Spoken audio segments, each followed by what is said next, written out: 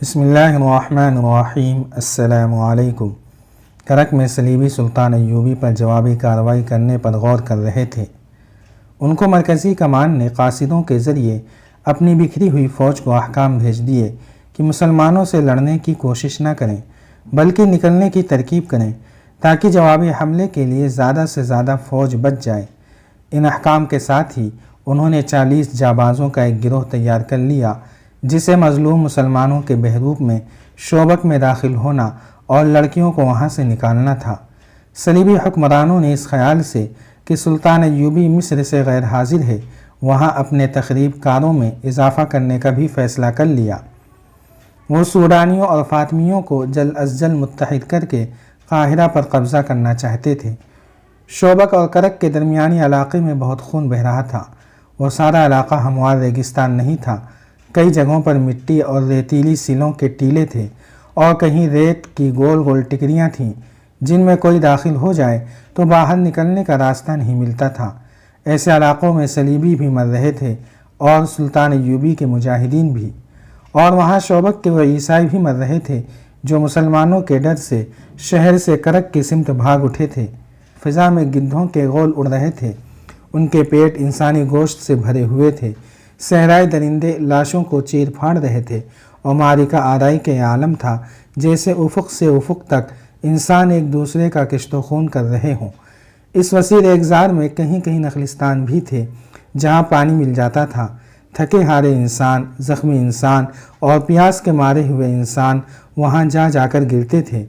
عماد ہاشم سلطان ایوبی کی فوج کے ایک چھوٹے سے دستے کا کمانڈر تھا۔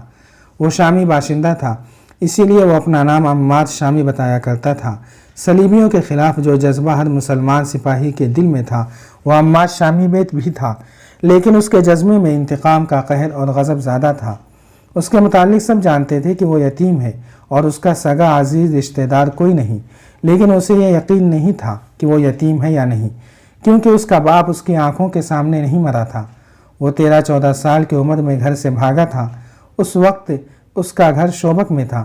اسے اچھی طرح یاد تھا کہ اس کے بچپن میں شوبک پر صلیبیوں کا قبضہ ہوا تھا اور انہوں نے مسلمانوں کا کشت و خون شروع کر دیا تھا۔ اس کا بچپن صلیبیوں کی دہشت میں گزرا تھا۔ اس نے مسلمان جنگی قیدی بھی دیکھے تھے جنہیں مار مار کر لایا جا رہا تھا اور اس کے سامنے 2 قیدیوں کے سر کاٹ دیے گئے تھے کیونکہ وہ زخموں کی وجہ سے چل نہیں سکتے تھے۔ اس نے مسلمان گھروں سے لڑکیاں اغوا ہوتے دیکھی تھیں اور اس نے مسلمانوں کو بیگار کیمپ میں جاتے بھی دیکھا تھا۔ شوبک کے مسلمان کہا کرتے تھے کہ جب شہر میں عیسائی مسلمانوں کو بلا وجہ پکڑ پکڑ کر کیمپ میں لے جانا شروع کریں اور ان کے گھروں پر حملے کرنے لگیں تو سمجھ لو کہ انہیں مسلمانوں کے ہاتھوں کہیں شکست ہوئی ہے۔ عماد شامی کا گھر بھی محفوظ نہ رہا۔ اس کی ایک بہن تھی جس کی عمر 7-8 سال تھی۔ اسے وہ بہن یاد تھی، بہت خوبصورت اور گڑیا سی بچی تھی۔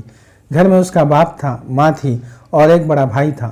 ایک روز عماد کی گڑیا سی بہن باہر نکل گئی اور لاپتہ ہو گئی۔ باپ نے تلاش کیا مگر کہیں نہ ملی۔ ایک مسلمان پڑوسی نے اسے بتایا کہ اسے عیسائی اٹھا کر لے گئے ہیں۔ باپ شہر کے حاکم کے پاس فریاد لے کر گیا۔ جو ہی اس نے بتایا کہ وہ مسلمان ہے، حاکم اس پر برس پڑا اور اس پر الزام عائد کیا کہ وہ حکمران قوم پر اتنا گھٹیا الزام تھوپ رہا ہے۔ گھر آ کر باپ نے اور عماد کے بڑے بھائی نے عیسائیوں کے خلاف شور شرابہ کیا۔ اس کا نتیجہ یہ ہوا کہ رات کو ان کے گھر پر حملہ ہوا۔ عماد نے اپنی ماں اور بڑے بھائی کو قتل ہوتے دیکھا۔ وہ باہر بھاگ گیا اور ایک مسلمان کے گھر جا چھپا۔ اس کے بعد وہ اپنے گھر نہیں گیا کیونکہ اس مسلمان نے اس ڈر سے اسے باہر نہ نکلنے دیا کہ عیسائی اسے بھی قتل کر دیں گے۔ تھوڑے دنوں بعد اس مسلمان نے اسے ایک اور آدمی کے حوالے کر دیا جو اسے چوری چھپے شہر سے باہر لے گیا۔ صبح کے وقت وہ ایک قافلے کے ساتھ جا رہا تھا۔ بہت دنوں کی مسافت کے بعد وہ شام پہنچا۔ وہاں اسے ایک امیر کبیر تاجر کے گھر نوکری مل گئی۔ اب اس کی یہی زندگی تھی کہ نوکری کرے اور زندہ رہے۔ وہ ذہنی طور پر بالغ اور بیدار ہو گیا۔ یہ انتقام کا جذبہ تھا۔ اسی جذبے کے زیر اثر اسے فوجی اچھے لگتے تھے۔ اس نے تاجر کی نوکری چھوڑ کر کسی فوجی حاکم کے گھر میں نوکری کر لی۔ عماد نے اسے بتایا کہ اس پر کیا بیتی ہے اور یہ بھی بتایا کہ وہ فوج میں بھرتی ہونا چاہتا ہے۔ اس حاکم نے اس کی پرورش کی اور 16 سال کی عمر میں اسے شام کی فوج میں بھرتی کرا دیا۔ وہ انتقام کے لیے بیتاب تھا۔ اسے 3-4 معرکوں میں شریک ہونے کا موقع ملا جن میں اس کے جوہر سامنے آ گئے۔ 11-12 سال بعد اسے اس فوج کے ساتھ مصر روانہ کر دیا گیا جو نور الدین زنگی نے سلطان ایوبی کے مدد کے لیے بھیجی تھی۔ 2 سال مصر میں گزر گئے، پھر خدا نے اس کی یہ مراد بھی پوری کی کہ وہ شوبک پر حملہ کرنے والی فوج کے ساتھ گیا، لیکن اسے اس فوج میں رکھا گیا جسے ریگزار میں صلیبیوں کی فوج پر حملے کرنے تھے۔ وہاں وہ صلیبیوں کے لیے قہر بنا ہوا تھا۔ اس کا چھاپا مار دستہ مشہور ہو گیا تھا۔ عمار شامی اپنے سواروں کو ساتھ لیے صحرا میں صلیبیوں پر بھیڑیوں اور چیتوں کی طرح جھپٹتا تھا، مگر اس کے سینے میں جو آگ لگی ہوئی تھی وہ سرد نہیں ہوتی تھی۔ 1 ماہ بعد اس دستے میں کل 4 سوار رہ گئے تھے، باقی سب شہید ہو گئے۔ ایک رات اس نے ان 4 سواروں سے صلیبیوں کے کم و بیش 50 افراد کے دستے پر حملہ کر دیا۔ وہ سارا دن چھپ چھپ کر اس کا پیچھا کرتا رہا تھا۔ دن کے وقت وہ 4 سپاہیوں سے 50 سپاہیوں پر حملہ نہیں کر سکتا تھا۔ ان کے تعاقب میں وہ بہت دور نکل گیا۔ رات کو صلیبی رک گئے اور انہوں نے پڑاؤ کیا، لیکن بہت سے سنتری بیدار رکھے۔ عمار نے آدھی رات کے وقت گھوڑوں کو ایڑ لگائی اور سوئے ہوئے صلیبیوں کے درمیان سے اس طرح گزرا کہ برچھی سے دائیں بائیں وار کرتا گیا۔ اس کے چاروں جانبازوں کا بھی یہی انداز تھا۔ انہیں جو چیز ہلتی نظر آئی اس پر برچھیوں یا تلواروں کے وار کرتے اندھیرے میں غائب ہو گئے۔ کئی سوئے ہوئے صلیبی ان کے گھوڑے تلے روندے گئے۔ سنتریوں نے تاریکی میں تیر چلائے جو خطا گئے۔ آگے جا کر عماد نے اپنے جانباز سواروں کو روکا اور انہیں وہاں سے آہستہ آہستہ پیچھے لایا۔ اس نے یہ بھی نہ سوچا کہ دشمن بیدار ہو چکا ہے۔ وہ گھوڑ سواروں کو پھر قریب لے گیا اور ایڑ لگانے کا حکم دے دیا۔ اندھیرے میں اسے سائے گھومتے پھرتے نظر آ رہے تھے۔ 5 گھوڑے سرپٹ دوڑتے ان کے درمیان سے گزرے، مگر اب وہ دشمن پر وار کر کے آگے گئے تو وہ 5 کے بجائے 3 تھے۔ 2 کو صلیبی تیر اندازوں نے گرا لیا تھا۔ عماد کا خون اور زیادہ جوش میں آ گیا۔ اس نے اپنے مجاہدوں سے کہا، ابھی انتقام لیں گے۔ یہ اس کی حماقت تھی۔ اس نے اپنے دونوں مجاہدوں کو موڑا اور صلیبیوں کے قریب آہستہ آہستہ آ کر حملے کا حکم دیا۔ اب کہ وہ دشمن میں سے نکلا تو اس کے ساتھ اپنے 2 ساتھیوں کے بجائے 2 صلیبی تھے جو اس کا تعاقب کر رہے تھے۔ اندھیرے میں اس نے انہیں ان کی للکار سے پہچانا، ورنہ وہ انہیں اپنے ساتھی سمجھ رہا تھا۔ وہ اس کے سر پر پہنچ گئے۔ انہوں نے اس پر تلواروں سے حملہ کیا۔ اس کے پاس لمبی برچھی تھی۔ دوڑتے گھوڑے سے اس نے دونوں کا مقابلہ کیا۔ گھوڑا گھما کر آمنے سامنے آ کر معرکہ لڑا۔ لڑائی خاصی لمبی ہو گئی اور وہ دور ہٹتے چلے گئے۔ آخر عماد نے دونوں صلیبیوں کو مار لیا اور دونوں کے گھوڑے شوبک بھیجنے کے لیے پکڑ لیے۔ ان کی تلواریں بھی لے لیں، مگر اسے یہ خیال نہ رہا کہ کہاں تک جا پہنچا ہے۔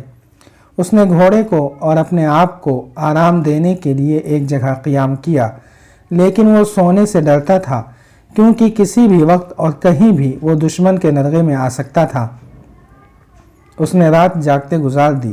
ستارے دیکھ کر اس نے یہ معلوم کر لیا کہ شوبک کس طرف اور کرک کس طرف ہے، اور اسے صحرا میں کون سی جگہ جانا ہے جہاں اسے اپنا کوئی دستہ مل جائے گا۔ صبح ہوتے ہی وہ چل پڑا۔ وہ صحراؤں میں جنا پلا تھا۔ بھٹکنے کا کوئی خطرہ نہیں تھا۔ وہ تجربے کار چھاپا مار تھا، خطرے کو دور سے سونگھنے کی اہلیت رکھتا تھا۔